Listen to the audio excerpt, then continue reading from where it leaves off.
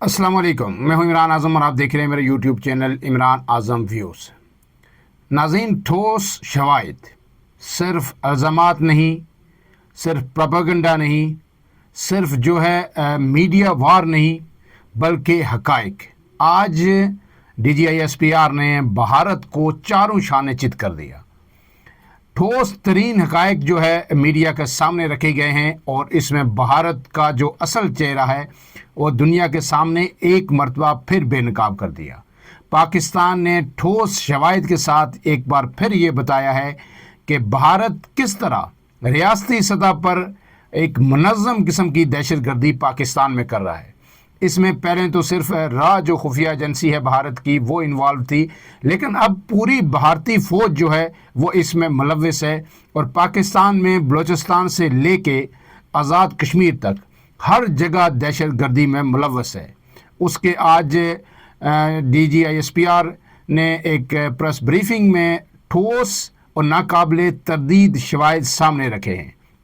اور اس میں یہ انکشاف کیا گیا ہے کہ پاکستان کی سیکیورٹی فورسز نے، سیکیورٹی اداروں نے ایک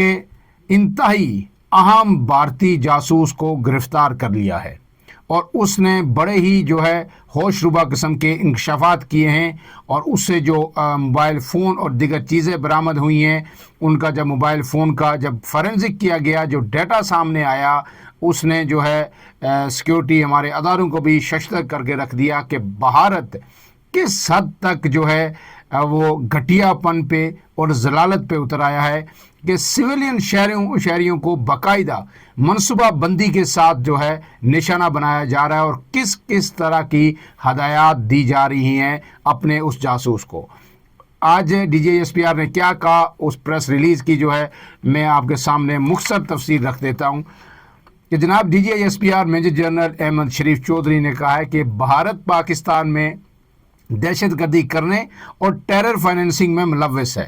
بھارتی دہشت گرد عبد المجید کو جیلم بس سٹینڈ سے گرفتار کیا گیا ہے، جس کے موبائل فورینزک کے دوران بھارتی آرمی افسران کی واٹس ایپ چیٹس اور وائس نوٹ بھی ملے ہیں۔ D G I S P R نے وہ سارے وائس نوٹ، وہ چیٹ، وہاں پہ جو صحافی موجود تھے، سینکڑوں صحافی تھے جو آئی ایس پی آر کی بیٹ کو، ڈیفنس کو کور کرتے ہیں، انہیں دکھائے، سنائے۔ پاکستان کے تمام ٹی وی چینلز نے اس پریس بریفنگ کو براہ راست کور کیا، اور اب یہ ثابت ہو چکا ہے ایک مرتبہ پھر۔ پہلے کلبھوشن یادو کو گرفتار ہوا، اور پاکستان نے پوری دنیا کو بتایا کہ بھارت کس طرح ایک نیوی افسر کے ذریعے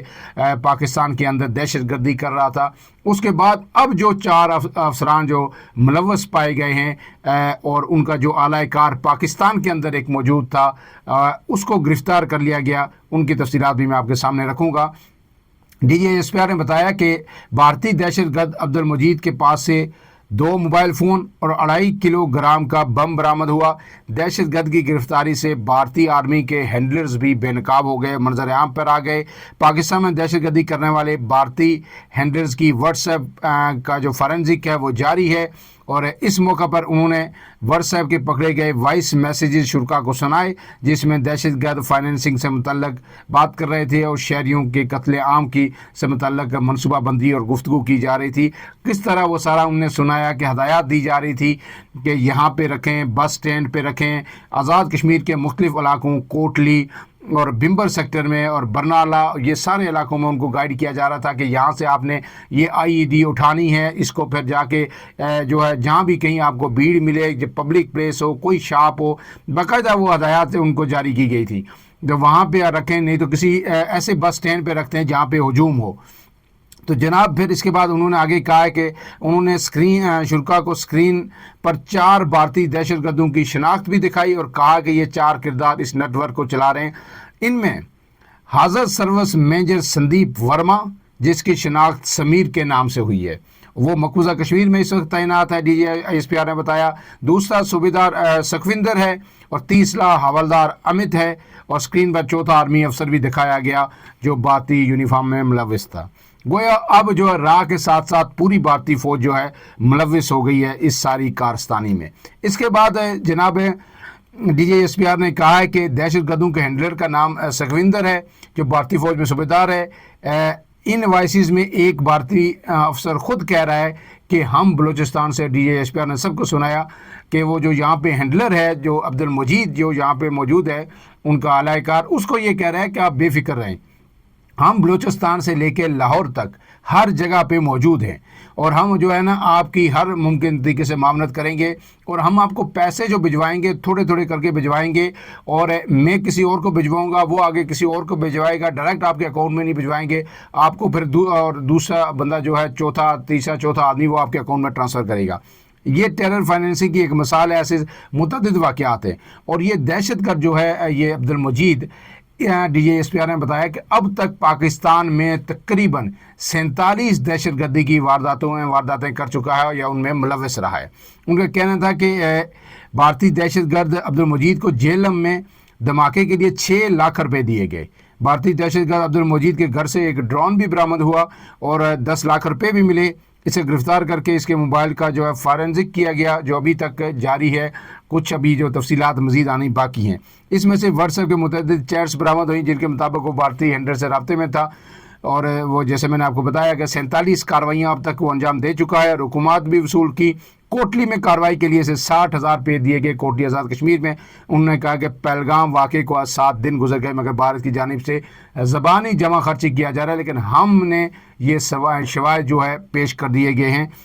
اور یہ ناقابل تردید شواہد ہے۔ بھارت اگر ان کو جھٹلا سکتا ہے، D G S P R نے کہا کہ کوئی بھی انڈیپینڈنٹ ایجنسی، غیر جانبدار ایجنسی عالمی سطح پر وہ ان سب کا فارنزک کرے کہ یہ جو چیزیں ہم نے رکھی ہیں، آڈیو ویڈیو جو ایویڈنسز رکھی ہیں، جس طرح آن لائن ان کو آئی ڈیز کی ٹریننگ دی جاتی تھی، پہلے آن لائن ان کو ٹریننگ دی جاتی کیسے ہم نے جو ہے آئی ڈیز کو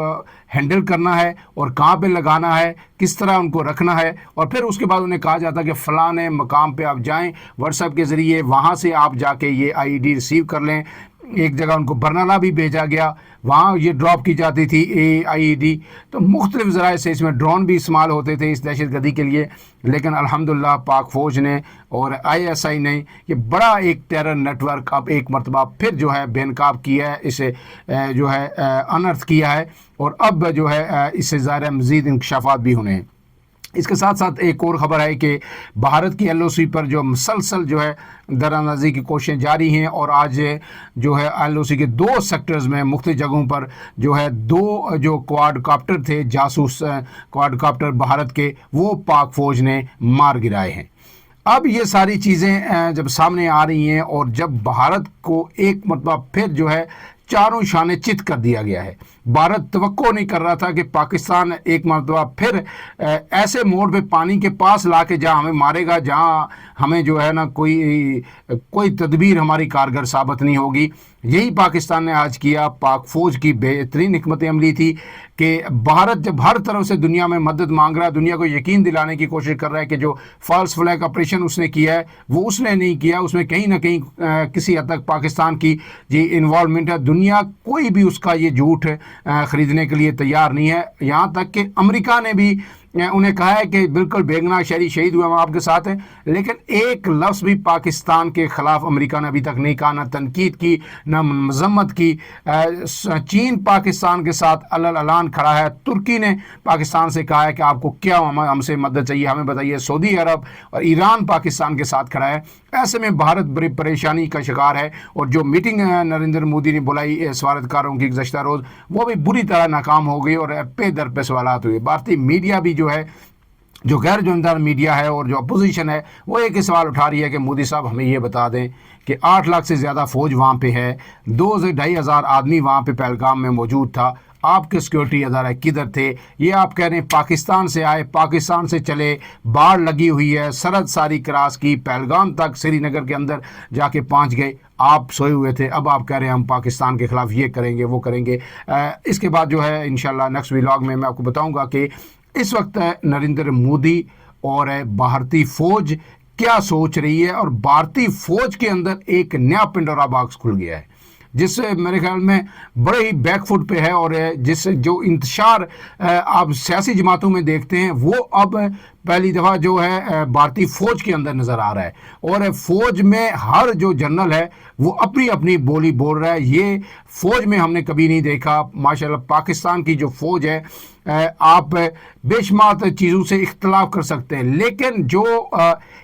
چین آف کمانڈ ہے وہ اتنا مضبوط ہے کہ پوری فوج جو پاکستان کی جتنی فوج ہے، جنرل آرمی چیف سے لے کے آخری سپاہی تک بھی یک زبان یک آواز ہو کے ہر بات کال پہ لبیک کہتے ہیں، ہر فیصلے پہ امین کہتے ہیں۔ لیکن اس وقت بھارت کے اندر جو جنرلوں کی چپکلش جو ہے اپنے عروج پہ پہنچ چکی ہے۔ نیکسٹ ویلا کے لیے